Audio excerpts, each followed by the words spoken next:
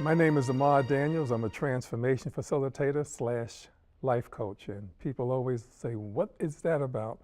Well, life coaching, we don't consult. We only ask powerful questions that allows the individual to go inside for the answer. And I really get a kick out of that because it helps me learn more about my fellow human beings.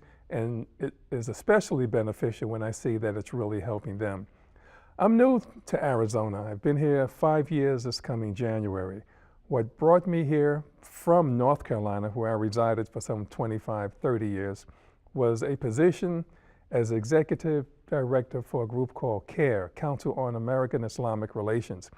CARE is to Muslims what the NAACP is to African American people, social justice, free speech, all those kinds of things.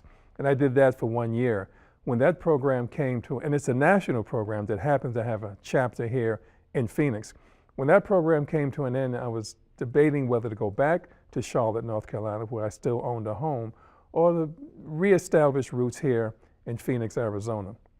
I decided to do the latter, and I'm staying here now. When I went through the first summer, and I was cursing myself for having accepted that job, but then as winter pulled around, and I saw how nice it was, how I was able to train on my bike in January and February at 2, 3 o'clock in the afternoon, I knew that this is where I was going to establish roots for the next few years, and that's where I've been ever since.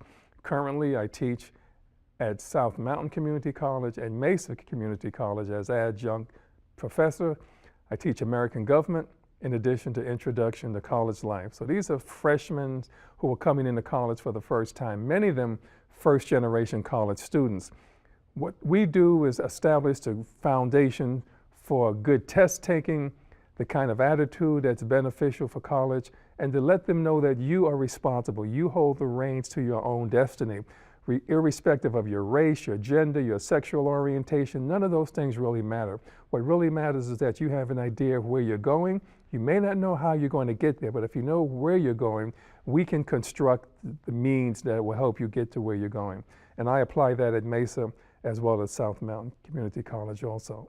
I love the metaphor rivers because in one case, I see a torrential body of water that's moving that can be very cumbersome, very trying, almost dangerous in a real sense if your stand is not sturdy.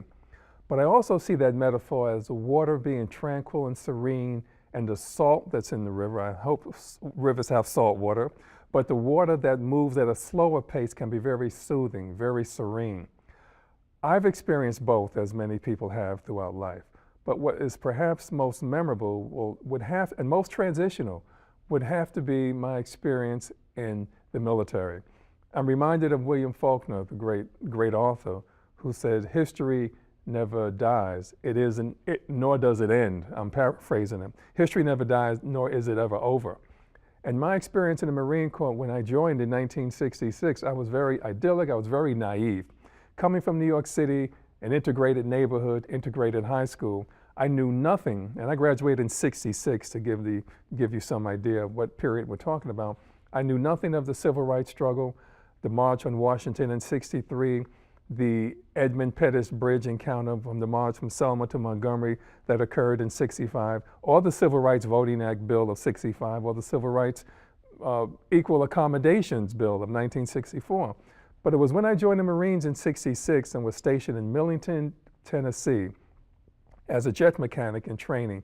That's when I encountered my first bit of Jim Crow. As I put on my uniform one Sunday morning and walked into a church off base and was told to get my black derriere, now they didn't use that French term, they used a word that begins with A and ends with S, out of there. I was shocked because I figured that with this uniform that I was wearing, the Marine Corps uniform, I should be able to go into any place. I had proved my worth by finishing boot camp and then going through training at Camp Pendleton, so I was ready for whatever was come my way. But I wasn't ready for being told to get my black ass out of that white church that Sunday morning in January of '67. I left the church and I went to the library. Now, as a Marine, particularly as an enlisted man, we did not go to libraries. We went to other places, strip clubs.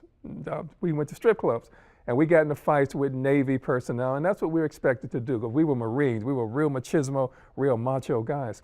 Something said Ahmad, George was my name then, George Daniels.